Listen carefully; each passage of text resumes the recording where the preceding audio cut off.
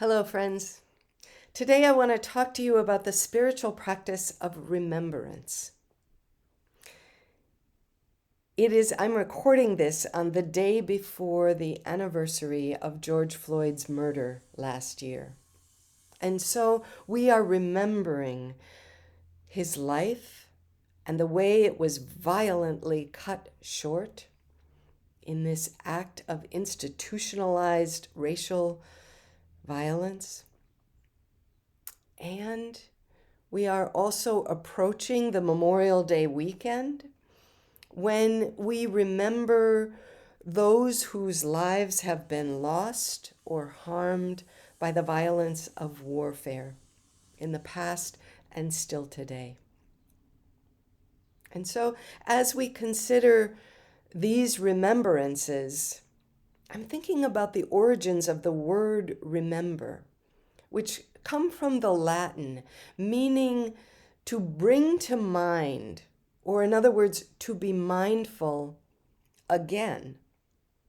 To be mindful again about someone or something from the past, which means to bring it forward into the heart and mind in the present. Because mindfulness is not just an act of thought, it is an act of thought and emotion. It is an act of heart and mind together.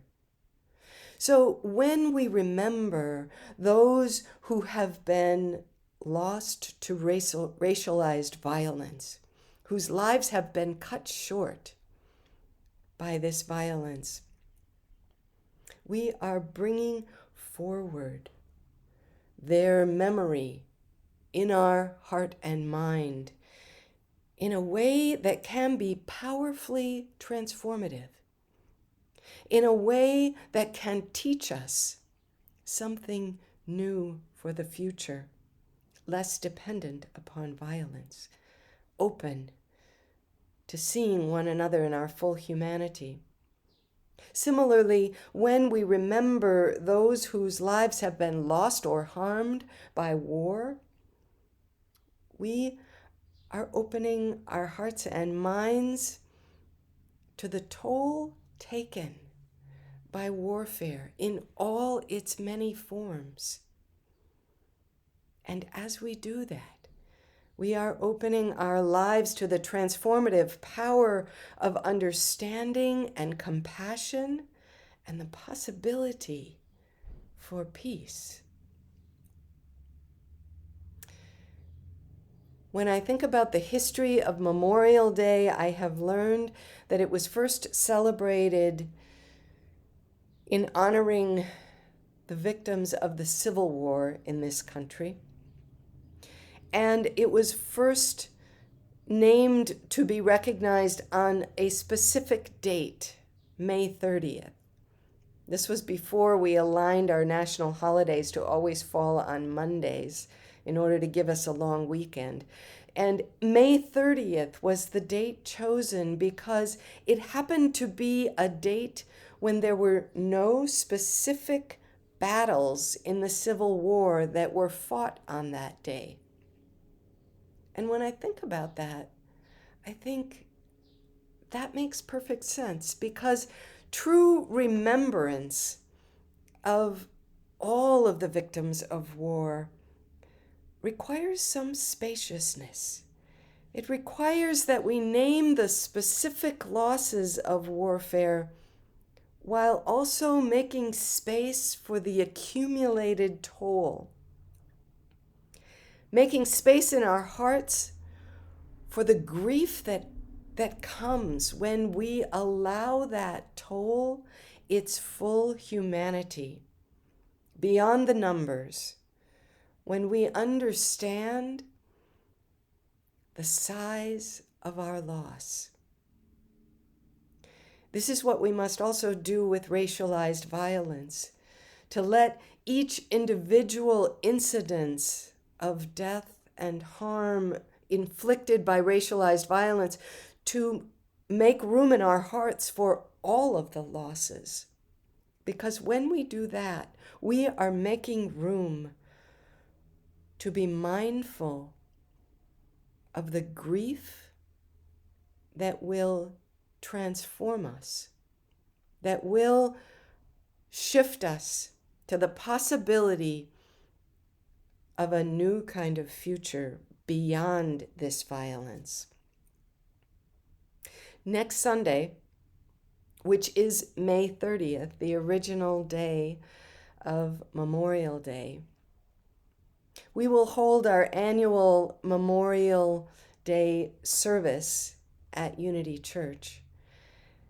And Unity member and Vietnam veteran Michael Orange and I will be leading a worship service of commemoration, of remembrance of those whose lives have been lost to warfare and those whose lives have been so deeply harmed by it. And as we enter this service of remembrance, we will be asking, what will we do with this grief? Are we willing, are we able, individually and collectively, to let it open us to a new future, not governed by warfare or by racialized violence, which is a form of continued warfare on our streets today? And so I hope you'll join us for that worship service.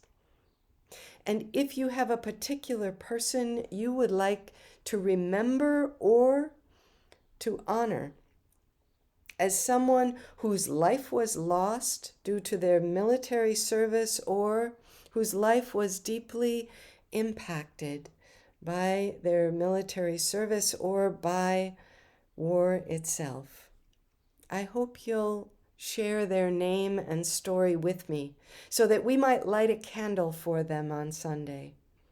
And you'll find a link on the Unity web page where you can send me that name and story. And we'll light a candle for them. And as we do, we will be making room for the losses they experienced to transform us today and to lead us all toward greater understanding, greater compassion, to an ability to see one another's humanity in a way that will make war impossible and peace a true reality in our hearts and between us in the world at large. Take good care, friends. Please join us next Sunday, and be well.